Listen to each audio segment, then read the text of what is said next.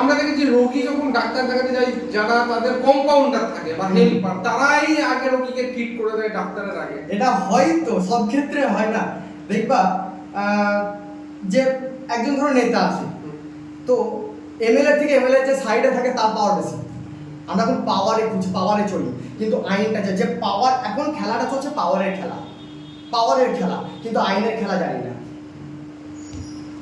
খেলাটা চলছে এখন আইন পাওয়ারের খেলা, আমার পাওয়ার আছে, কিন্তু সে যে পাওয়ার নিয়ে খেলছে সে কিন্তু জানে না আইনের কতটা পাওয়ার আছে। এই যে একে অপর পরিপূরক, সব কিন্তু একে অপর পরিপূরক, কেউ বেশি করতে পারবে না, কেউ আবার কম। এই যে সিস্টেম, এটা তো সিস্টেম না। তো দেখো তুমি বললে যে কম্পাউন্ডার, হ্যাঁ অবশ্যই হবেই তো, এটা তো নিয়মের মধ্যেই চলে আসছে। তো এটাকেও ঠিক করতে হবে, অবশ্যই ঠিক করতে। কেন তুমি এটা করতে পারবে? তুমি অর্থ নিয়ে, তুমি টাকা নিয়ে সেটা দেখাচ্ছ, তাই তো? তো সময়ের মূল্য লাগবে না। এবং তারা অনেক ক্ষেত্রে ব্যবহারও, আমি কয়েকবার দেখেছি এটা, এটা একটা সমস্যা, এটা একটা সত্যি একটা সমস্যা। দেখো সমস্যা, আমরা এই সমাজে দুই ধরনের ব্যক্তি বসবাস করি। একজনকে যে শুধু নিজের জন্য চিন্তা করে, আর কিছু দেখবো, আমি নিজেরটা দেখে নেবো। আর একজনকে যে সকলের জন্য চিন্তা করে। এইভাবে চলে, কিন্তু সব কিছু এইভাবে চলে। যে নিজের জন্য চিন্তা করে তাকেও কিন্তু মরতে হয়, যে সকলের জন্য চিন্তা করে তাকেও কিন্তু মরতে হয়, তাই না? এবার দেখো, আমাদের অনেক ভুল আর অপরাধ দুটো কিন্তু এক করলে হবে না। ভুল আর অপরাধ, দেখো ডাইরেক্ট কিন্তু কখনো কোনো অপরাধ, কোনো পাপ হয় না, ছোট্ট থেকে হয় ভুল। সর্বপ্রথম হয় ভুল। এবার ওই ভুলটা যদি সংশোধন না করি, ধরো উচ্চ পদে আছে, একজন উচ্চ পদে আছে, সেই ভুলটা করলো ওখানে। এবার ওই ভুলটা যদি ও সংশোধন না করে, যেহেতু উচ্চ পদে আছে, মানে অনেকগুলো মাথা তার উপর আছে, সেই ভুলটা যদি সংশোধন না করে, তো এখানে কিছু জন অপরাধ হয়ে যাবে, বুঝতে পারলাম? এবার অপরাধ যখন হবে, সেটা কিন্তু সে তো চাইবেই যে কেন এটা করছে, কেন এটা হচ্ছে, সে তো দোষী নয়, তাই তো? তখন কি হবে, সে পাপ করবে। যে ভুলটা করলো তখন কিন্তু সে অপরাধী, অপরাধী যখন হয়ে গেল তখন তাকে সাজা পেতে হবে। সাজা না, আমরা কেউ কিন্তু সাজা পেতে চাই না। আমরা ভুল করলে ভুল স্বীকার করতে চাই না, কেউ স্বীকার করে ভুল, যে আমার এই জায়গাটা ভুল হয়েছে, না স্বীকার করতে চাই না, কারণ আমরা সাজা পেতে ভয় পাই। তখন হয়ে যায় পাপ, মানে সাজা পেতে ভয় পাই, তখন ভুল কাজ আবার করি মানে তখন হয়ে যায় ডাইরেক্ট পাপ। তো এই ভুলটাকে সংশোধন করি, সমাজে মানে সব সুন্দর চলবে, বুঝতে পারলো তো? এই ভুল আর অপরাধ, পাপ, এগুলো সব তালগোল পাখি ফেলেছি, আমরা মানে প্রকৃত ব্যাপারটা কি জানো তো? বিষয়টা হচ্ছে যে আমরা স্বাধীনতা কাদের জন্য পেয়েছি? ক্রান্তিকারী বীরদের জন্য পেয়েছি। তো বেশ, আজকে দেখুন, আগে জানতে হবে সমাজ কারা চালাচ্ছে? নেতারা চালাচ্ছে, কিন্তু সাধারণ নাগরিকে চালাই না, নেতারা চালাচ্ছে। যে ওরা যে যা বলছে সেভাবে কিন্তু চলছে। তো ওরা যদি ভুল পথে চলে, তাহলে আমি কেন ভুল পথে চলবো? ওরা ভুল করবে, আমি ভুল করবো নাকি? হ্যাঁ, তাহলে আমি যদি ভুল করি, আমার সন্তানটা কি হবে? পিতামাতার দায়িত্ব কি? দেখো, কর্তব্য আর দায়িত্ব দুটো আলাদা হয়। পিতামাতার দায়িত্ব, দেখো পিতামাতার কর্তব্য হচ্ছে সন্তানের চরিত্র গঠন করা, না সন্তানের ভবিষ্যৎ চিন্তা করা? সন্তানের চরিত্র গঠন করা, সন্তানের দেখো ভবিষ্যতের চিন্তা করা। আমি যদি হঠাৎ করে যাওয়ার সময় মরে যাই, আমি পারবো? এবার সন্তানের যদি আমি চরিত্রটা গঠন করতে পারি ঠিক মতো, যতদূর অব্দি আমি আছি, সন্তান সে নিজের ভবিষ্যৎ নিজে তৈরি করবে। চরিত্রের জায়গা দিয়েছে মোবাইলটা মিসইউজ চলছে, এখন ঠিকভাবে চলছে মোবাইলটা? এখন সব কিছু কোনো কিছুই ঠিক নেই। এবার ঠিকটা যারা ওরা করছে না, তো কাউকে তো করতে হবে, কাউকে তো এগিয়ে আসতে হবে। তাই আমি এগিয়ে এসেছি। এটা আমার কর্তব্য। একজন ব্যক্তি, একজন নাগরিক, তো একজন নাগরিকের দায়িত্ব আছে, কর্তব্য আছে। তো নাগরিকের কর্তব্য কি? সমাজকে দেখা, সমাজের জন্য। এটা কিন্তু কর্তব্য, এটা দায়িত্ব নয়। দায়িত্বটা কি? সংসার, তোমার পরিবারটা যেন ঠিক থাকে। তুমি কর্তব্য পালন করতে গিয়ে আমার দায়িত্বটা ভুল না হয়ে যায়। এখন তো দায়িত্ব পালন করছে, কিন্তু কর্তব্যটা, সমাজটা কোন দিকে যাচ্ছে? কারণ দায়িত্ব এবং কর্তব্য দুটোকেই পালন করতে হবে, তবেই হবে এই সমাজের সমাধান। তাছাড়া কেউ সমাজের সমাধান করতে পারবে না। প্রত্যেক জনাকে করতে হবে এটা, প্রত্যেক জনাকে। আমি একা করলে হবে না, প্রত্যেক জনাকে। দ্বিতীয় কোনো রাস্তাই নাই। কোনো পাবলিক জানে, কোনো সাধারণ জানে যে কি হচ্ছে দেশের মধ্যে, কেন হচ্ছে, কারা করছে, কিভাবে করছে, আর এর অন্তিম পরিণতি কি হতে পারে জানা আছে? কারণ না জেনেই তো ভুল করছি আমরা। জানলে হয় সমাধান, তাই সমাধানের জন্য আমি বেরিয়েছি, আমি জানাতে বেরিয়েছি। আমাকে অনেক, দেখো কানিতে অনেকেই চেনে, আবার অনেকেই চেনে না, আবার অনেকেই চেনে না। সেটা সম্পূর্ণকে চেনাতে হবে। এই হচ্ছে আমার উদ্দেশ্য। এখন মূলত আপনার এই যে টোল ফ্রি নাম্বার, এই টোল ফ্রি নাম্বার থেকে কোন ডাক্তারদের সুবিধা পাওয়া যাবে এবং কারা এই সুবিধাটা পাবেন? এবার বলি, দেখো এটা হচ্ছে কি সুস্বাস্থ্য ব্যবস্থা তৈরি করা। এখানে পার্টিকুলার কোনো ডাক্তারকে বলা যাবে না। পেশেন্ট যে ডাক্তার চাইছে সেই ডাক্তারের সঠিক তথ্য দেওয়া হবে। কোন ডাক্তার ভালো কি সেটা তো পেশেন্ট জানবে, আমি কেন জানতে পারবো? আমি কেন বলবো এটা যে কোন ডাক্তার ভালো কোন ডাক্তার খারাপ, সেটা আমি কেন বলবো? পেশেন্ট বলবে। সেই যে পেশেন্ট যে ডাক্তারকে বলবে সেই ডাক্তার কোন চেম্বারে কোথায় বসে সেই তথ্য আমরা প্রদান করবো। বোঝা গেল? এটা হচ্ছে পেশেন্টের সুবিধার্থের জন্য। এখন মূলত আপনার কাজ কি? এখন কাজ হচ্ছে যে সমস্ত কানি সংলগ্ন অনেক পেশেন্ট আছে যারা কি হয় দেখো প্রথম যারা ডাক্তার দেখাতে আসে তাদের ক্ষেত্রে সমস্যাটা হয়, কারণ আমরা জানি না। সমস্যা কখন হয়? যখন আমরা জানা থাকে না।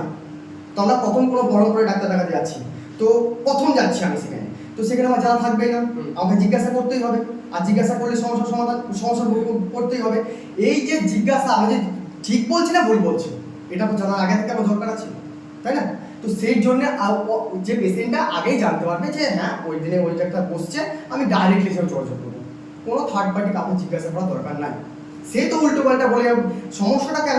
কোনো ডাক্তার কিন্তু খারাপ নয়, কোনো ব্যক্তিও খারাপ হয় না, সে কিন্তু ইচ্ছে করে খারাপ হয় না, তাকে পড়ানো হয় কারণ পরিষেবাটা খারাপ, কারণ সিস্টেমটা খারাপ। সেই সিস্টেমটা ঠিক করতে হবে, সেই দিনে সমস্যার সমাধান হবে। সেই সিস্টেমটা ঠিক করার জন্য এই প্রত্যাশা, এই হচ্ছে আমার কথা। দাদা আমরা দেখেছি বাইরের যে সমস্ত যারা আসে পেশেন্ট, মানে আমাদের এইখানে আমাদের কাঁদির পেশেন্ট অনেকে বহরমপুর যায় বা আমাদের কাঁদির আশপাশে পেশেন্টরা কাঁদতে আসে, তাদেরকে হ্যারাসমেন্ট করতে হয়। এই ডাক্তারে কিভাবে নাম লেখাবো বা হয়তো আগেকার এখানকার লোককে আগে দেওয়া হয় পরে দেওয়া হয়, এরকম একটা ইয়ে ঘটে। এবার তারপরে যারা রোগী পরিবার তাদেরকে হ্যারাসমেন্ট করে রোগী নিয়ে, এটা কিভাবে আপনার কাছে ইয়ে পাবে? দেখো এবার একটা সিস্টেম করেছি, সেই সিস্টেমটা কি হবে? ধরো কাঁদিতে কোনো ডাক্তার আমাদের 5টা ইন করে আসবে যে ওই ডাক্তারটা কোথায় বসছে, বা বহরমপুরে কোনো ডাক্তার ইন করে আসলে যে ওই ডাক্তারটা কোথায় বসছে। এবার পেশেন্ট যেখানে যদি অনুমতি প্রদান করে যে আমার নাম লেখানো সুব্যবস্থা করা হোক, তখন সেই নামটা এন্ট্রি করবো। কেমন? তারপরে সেই কতটা লিস্টে নাম করছে সেটা পেশেন্টকে আবার ফোন করে জানাবে, পেশেন্ট ডাইরেক্টলি সেখানে দেখাতে পারবে। এই ব্যবস্থাটা আমাদের করা আছে। এই ব্যবস্থাটা করা আছে যাতে কোনো সমস্যা না হয়। সুস্বাস্থ্য ব্যবস্থা বলছি তো, সুস্বাস্থ্য ব্যবস্থা এটাই আমাদের মূল উদ্দেশ্য। দাদা আপনার যে টোল ফ্রি নম্বর সেটা আরেকবার রিপিট করে দিন। আমার টোল ফ্রি নাম্বারটা হচ্ছে 8118896355। এই যে টোল ফ্রি নাম্বার, এই নাম্বারে এটা সম্পূর্ণ বিনামূল্যে। এর জন্য কোনো কোনো পেমেন্ট লাগবে না, কোনো কিছু, কোনো কাউকে কোনো কিছু পেমেন্ট। এটা একটা ব্যবস্থা তৈরি করা হচ্ছে যাতে এই টোল ফ্রি নাম্বারটা প্রসেসিং কি করে হবে? মানে কেউ ফোন করলে কিভাবে তার ফোন করলে পরে সেই ফোনটা আমাদের কাছে আসবে। কেমন? সেই ফোনটা এবার পেশেন্ট কি চাইছে আগে জানতে হবে। পেশেন্ট কি চাইছে? সে খোঁজ করছে না দেখাতে চাইছে? সে তো বলবে যে আমি এই ডাক্তারকে দেখাবো। আগেই বললাম কিন্তু যে কোনো ডাক্তারকে আগে মানে বলা যাবে না যে এই ডাক্তারটি ঠিক, এই ডাক্তারটা খারাপ। সবাই কিন্তু ভালো, কেউ খারাপ নয়, কেউ খারাপ নয়। কি ব্যাপারটা কি হচ্ছে জানো তো? যারা পদে বসে থাকে না তারা কিন্তু খারাপ হতে চায় না। খারাপ করে কারা? নিচু পদে যারা থাকে, কারণ সেই যোগ্যতা তাদের কাছে নাই, সে মর্মটা বুঝে না। বুঝতে পারলো তো? তো সেইটাকে ঠিক করতে হবে, সেইটাকে ঠিক করে সব সমাধান হয়ে যাবে। কেউ খারাপ, কোনো ডাক্তার খারাপ না, কোনো ডাক্তার খারাপ না। সে যদি ইচ্ছা করে তো অবশ্যই সে সঠিক ট্রিটমেন্ট করতে পারবে। সমস্যা সিস্টেমটা তো গন্ডগোল হয়ে আছে না, সেই জন্য তো আজকে এই অবস্থা। সিস্টেমটাকে ঠিক করতে হবে, এই হচ্ছে আমার মূল উদ্দেশ্য। দাদা মূলত আপনার আজকের এই সাংবাদিক বৈঠকের কারণ কি? নমস্কার, আমার নাম তন্ময় মণ্ডল। কানি সংলগ্ন সমস্ত এলাকাবাসীর উদ্দেশ্যে আমি একটা উদ্যোগ নিয়েছি, সেটা হচ্ছে টোল ফ্রি নাম্বার। এই টোল ফ্রি নাম্বারের মাধ্যমে আমরা দুটো পরিষেবা প্রদান করবো। প্রত্যাশার এক নতুন আলোর দিশা। এই প্রত্যাশার একটাই উদ্দেশ্য, সেটা হচ্ছে কি? সুস্বাস্থ্য ব্যবস্থা তৈরি করা। সুস্বাস্থ্য আমাদের আগে সর্বপ্রথম দেখো সকলে কিন্তু সুস্বাস্থ্য চাই। যা বড় বড় আজকে ল্যাব খুলে বসেছে তারাও চাইছে সুস্বাস্থ্য, কিন্তু সুস্বাস্থ্য কাকে বলে সেটা আমাদের আগে জানতে হবে। তো সুস্বাস্থ্য অর্থাৎ দেখো সব কিছু চলে আমাদের শরীর, এই শরীর এবং মন এই দুটোর উপর ডিপেন্ড করে চলে। তো সুস্বাস্থ্য তখনই সম্ভব যখন শরীর এবং মন একত্রিত করে যখন পরিষেবা দেওয়া হবে, তখন তাকে বলে সুস্বাস্থ্য, তখন সেটা সেবা হবে। তাই এবং ব্যবস্থা এটা দেখো, এটা কিন্তু বিজনেস নয়। যারা এটা বিজনেস ভাবছে তারা এটা ভুল, কিন্তু তাদের এটা চিন্তা ভাবনাটা ভুল। এটা বিজনেস নয়, ব্যবস্থা। দেখো বিশ্বাস ছাড়া কিন্তু মানে ব্যবসা হবে না। ব্যবস্থা মানে ব্যবসার একটা ধাপ হচ্ছে ব্যবস্থা, যেটাকে ব্যবসা কথার অর্থ যেটাকে বলা হয়, ব্যবসা কথার অর্থটাই হচ্ছে ব্যবস্থাকে ঠিক করা, সেটা হচ্ছে ব্যবসা। বিজনেস আর ব্যবসা কিন্তু আলাদা, বিজনেস আর ব্যবসা সম্পূর্ণ আলাদা। এটা হচ্ছে ব্যবস্থা, সুস্বাস্থ্য ব্যবস্থা তৈরি করা, বিজনেস নয় কিন্তু এটা। এটা কোনো বিজনেস নয়। এর মাধ্যমে কাজ কি হবে, যে টোল ফ্রি নাম্বার 1888 96 355, এই টোল ফ্রি নাম্বারের মাধ্যমে কাঁদি এবং বহরম, সমস্যাটা কি হচ্ছে যে পেশেন্টকে দালাল চক্রের শিকার কখন হতে হয়, আগে জানতো দালাল চক্রের শিকার, যে সুস্বাস্থ্যটার সমস্যা কেন হচ্ছে, দালাল চক্রের কারণে, মানে বিশ্বাসটা নেই, সমস্যাটা হচ্ছে বিশ্বাস নেই। তো আজকে যে তোমার দালাল চক্র, মেন হচ্ছে দালাল চক্র, সেই দালাল চক্র কীভাবে বন্ধ করা হবে, যে দেখো যে এই টোল ফ্রি নাম্বারের মাধ্যমে কাঁদি এবং বহরমপুরের যে কোনো ডাক্তার খোঁজ করতে হবে আগে থেকে, সে নাম লেখার দরকার নেই, কিচ্ছু, সে খোঁজ করুন। আমাদের উদ্দেশ্য হচ্ছে পরিষেবা প্রদান করা, সুস্বাস্থ্য ব্যবস্থা তৈরি করা, তাকে কিচ্ছু করা, শুধু সে যে জানে না, যে সমস্ত পেশেন্টরা জানে না যে কাঁদি অথবা বহরমপুরে যে ডাক্তারকে দেখাবে সেই ডাক্তার কোথায় এবং কোন চেম্বারে বসছে, সঠিক তথ্যটা থাকে না, সেই সমস্ত পেশেন্ট টোল ফ্রি নাম্বারে ফোন করে সঠিক তথ্য জানতে পারবে, সে ডাইরেক্টলি ডাক্তার দেখাতে পারবে, ফলে তৃতীয় কোনো ব্যক্তির সহযোগিতা নেওয়ার প্রয়োজন নেই, তাই না? সমস্যাটা আমাদের ওখান থেকে সৃষ্টি হয়, তাকে ওটাকে আমাদের ঠিক করতে হবে। এখন মূলত আপনার এই যে টোল ফ্রি নাম্বার, এই টোল